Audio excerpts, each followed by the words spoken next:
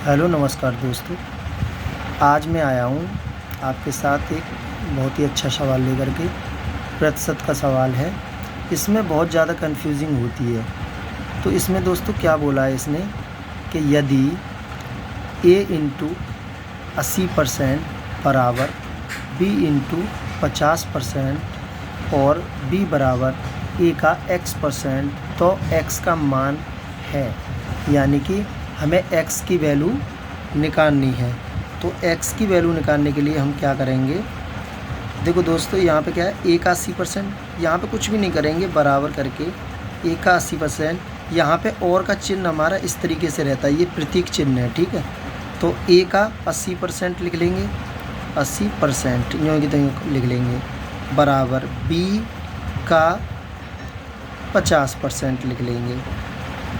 तो बराबर में है कोई भी संख्या, अब चाहे परसेंट को हम नीचे 100 करके लिख लें, चाहे आमने सामने लिख लें, तो कटनी तो वो फिर भी है। तो क्या करेंगे दोस्तों, प्रतिशत से प्रतिशत काट देंगे और 0 से 0 काट देंगे। तो ये क्या हो जाएगा हमारा, यानी कि अब a बराबर b है, तो b के सामने जो संख्या लिखी हुई है तो वो b की मानी जाएगी, a के सामने जो संख्या लिखी है वो a की मानी जाएगी, ठीक है। यहाँ तक ये क्लियर हो गया, ये वाले स्टेप क्लियर हो गए। अब इस वाले पे आ जाएंगे।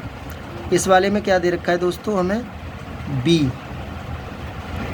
b बराबर a इंटू एक्स अपॉन के 100, या 100 इसलिए लिखना पड़ा परसेंट का, क्योंकि यहाँ पे x की वैल्यू निकालनी है। जब तक 100 नहीं लिखेंगे तो x की वैल्यू कैसे पता चलेगी। अब दोस्तों हमने a और b हमने कितना कितना निकाला था, देखो b के बराबर में a है, यानी a के सामने b है, b के सामने a है, तो b की जो संख्या है वो मानी जाएगी 8 और a की संख्या जो है वो मानी जाएगी 5। तो यहाँ पे कितना है b, तो b कितना है हमारा 8 और a कितना है हमारा 5, x अपॉन के 100।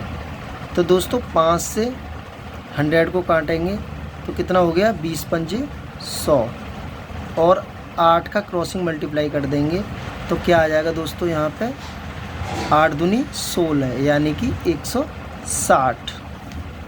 ये x की वैल्यू निकल के आ गई, x की वैल्यू क्या आ गई दोस्तों, 160 निकल के आ गई। ये इसका आंसर हो गया। अब चलते हैं दोस्तों दूसरे वाले सवाल पर।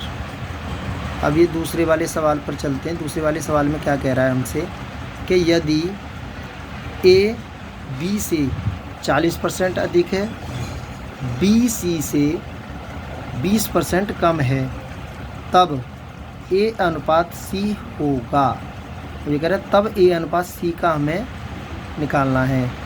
अब देखिए दोस्तों यहाँ पे क्या कह रहा है, a b से 40% अधिक है। पहले तो हम लिख लेंगे अनुपात में, a अनुपात b अनुपात c। ये कह रहा है कि b से 40% अधिक है a, तो अभी हमें नहीं पता कि b की वैल्यू क्या है, क्योंकि b से a 40% अधिक है, कह रहा है ना, a b से 40% अधिक है। तो अब यहाँ पे क्या कह रहा है कि b c से 20% कम है, b c से 20% कम है। माना कि c हमने 100 मान लिया, 100 मान लिया, b c से तो 20% कम है ना, तो c हमने 100 मान लिया, तो 20% कम कर देंगे तो यहाँ पे b की वैल्यू क्या आ गई, 80 आ गई।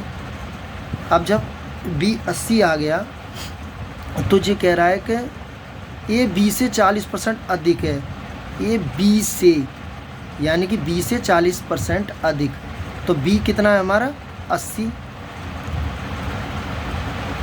80 का 40% निकाल लेंगे दोस्तों, क्योंकि यहाँ पर कह रहा था b c से 20% कम है, 20% कम, तो c हमने कितना माना था 100, और 100 में से 20% कम कर दिया हमने, तो 100 में से 20% कम कर देंगे, सीधी सी बात है, सीधा सीधा 80 आ जाएगा।